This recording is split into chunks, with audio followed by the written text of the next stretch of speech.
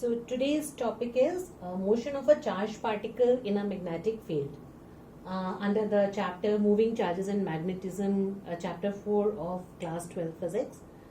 And in this topic we are actually going to learn what kind of motion will a charged particle have when it enters a magnetic field. So in order to understand this, we will start from here. Let us say that we have a charged particle whose charge is Q. Let us say it has a mass m. It has a velocity v with which it is entering the magnetic field, and the magnetic field is being here shown by B vector.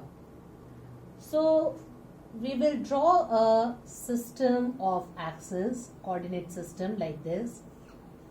And we will take a few directions in which we can show these vectors. So let us say that the particle is entering from here to here, that is in the x direction. So this is the direction of the velocity of the particle. Further assume that magnetic field is along the z direction. So vectorially we can represent this by I cap and B by K cap, because I and K represent the unit vectors along X and Z directions respectively. Now we want to find out what will happen when the charged particle will enter like this. And you can very well see that it is entering along X direction, magnetic field is along Z direction, and both X and Z axes are mutually perpendicular to each other. So we can write down that we have considered a case when V is perpendicular to B. Now in this case, the force that will act on the charged particle which is entering the field will be given by the expression which was given by Lorentz, and the expression is F is equal to Q into V cross B. Which means that there is a cross product of velocity vector and the magnetic field vector, then multiplied by the charge will give us the direction in which the magnitude actually of the force which will be acting, and the cross product will give you the direction in which the force will be experienced by the charged particle. Now further assume that whatever case we have taken over here, let us take the same case and want to find out in which direction will the force act on this particle. So since the velocity is in the I direction, so we will write down only directions to find out the direction in which the force is being acting on the particle. So velocity is in I cap, magnetic field is in K cap. So I cross K, I, J, K, I cross K will be given by minus J. So it means that force will act along minus J direction. The direction in which the force will act on the charged particle will be minus J. It means like this, in the minus J direction, that is negative Y axis. Now if the force acts in this direction, so the particle will try to move in this direction only, and therefore at this point let us say it has velocity in negative J direction. We can again use the same formula to find out now in which direction will it move. So we will write down F is equal to minus J cross, because magnetic field is again in the Z direction only. So we will write down this K cap. So minus J cross K. Now J cross K is I. So minus J cross K will be minus of I. It means now the force will be experienced in this direction. Now if the force is experienced in this direction, the velocity will be acquired by the particle in the same direction.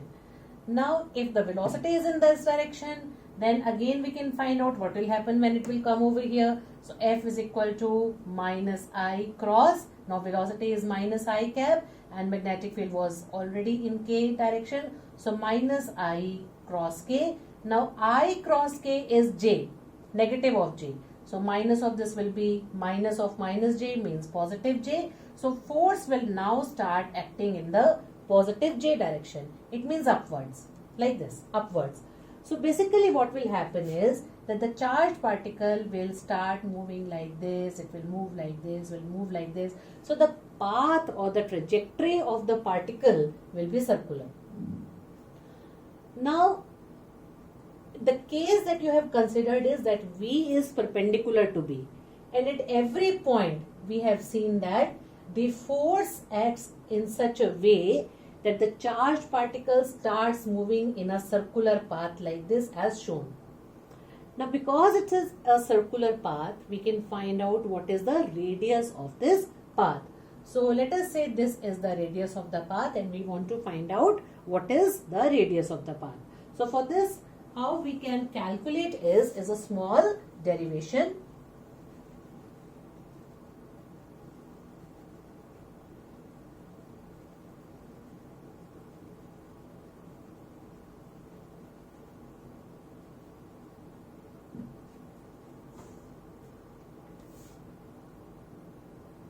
So now we know that since it is a circular path, so the force when a particle moves in a circular path is the centripetal force that helps it in keeping it in a circular path.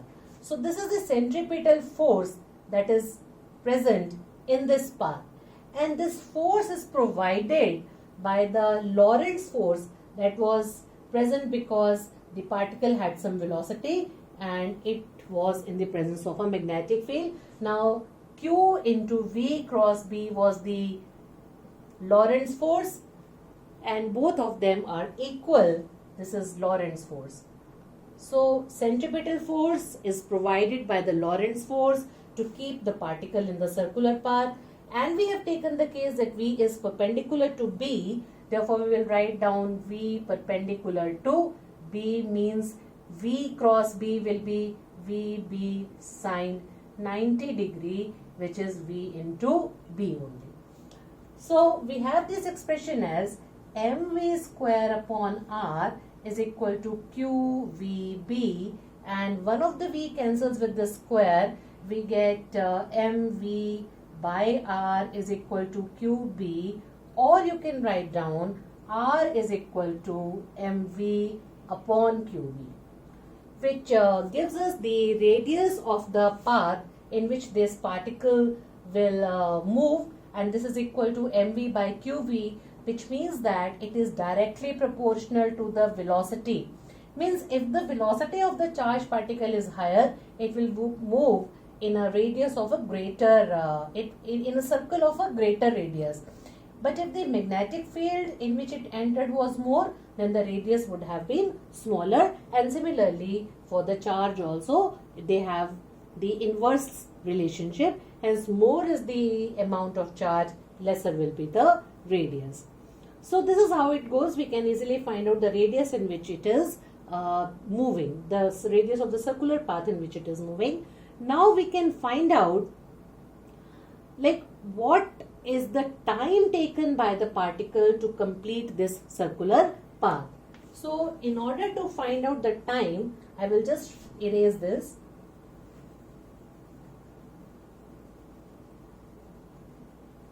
So remember, we have calculated r is equal to mv by qb, and I will write it here, r is equal to mv by qb. This is what we have derived right now, and you should also remember the case that we have taken. So our case is V is perpendicular to B. Now we want to find out the time it will take to complete one circular path. So time is always given by distance upon velocity. Now the distance that it will travel will be 2 pi r, because it is a circular path. This is the circumference divided by the velocity. Now you can do either way. Either you can write down or substitute the value of r from here. So that will give the expression for time. So we get 2 pi. Now r is mv by qb, and this has to be divided by v. So v cancels out with v, and you get 2 pi m by qb.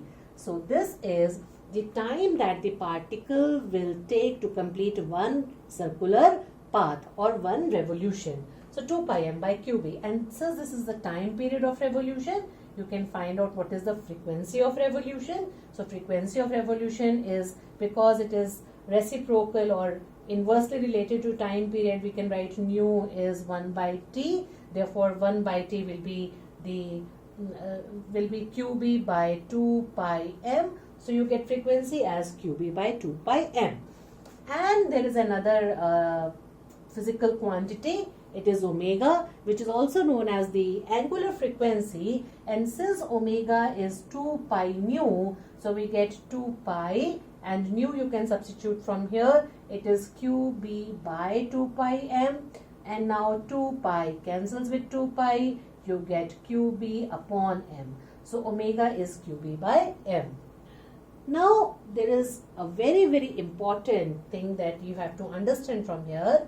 One is the radius and the other is the angular frequency of revolution, which is qb by m. Now from here we can say that, easily see that if velocity is more, the radius will be more. That is, if the velocity of the particle is higher, it will move in a circular path of greater radius. But if we have the same particle, which we are talking about right now, having lesser velocity or greater velocity, might whatever it be, and it will have some radius, smaller or bigger depending upon its velocity. Now this radius and velocity are not there in the expression of omega, which means that omega is independent of both of them, which means further that if you have a charged particle, so I will show it here, that if you have a charged particle which is, let us say, moving in this circle, and there is another one or the same particle which is moving in a path of greater radius. So because it is the same particle, it has the same mass, same charge, and it is also present in the same magnetic field. So whatever time will be taken by the particle in this circular path will be taken by the particle in this circular path also. So it means that if there is an exit window over here and the charged particle has to come out of this exit window after completing one circular path, so the time in which the particle will come out from the smaller radius path will be the same as the time taken by the particle to come out from the radius, from the circle of a bigger radius. So this is very important to understand, because in the next video we will be learning about the particle accelerator, which is a cyclotron, and in a cyclotron the angular frequency, which is qb by m, is very important, because we apply it there and we understand how the accelerated particles will come out of the device which we call as cyclotron. So thank you till then, and in the next video we'll learn about the cyclotron. Thank you.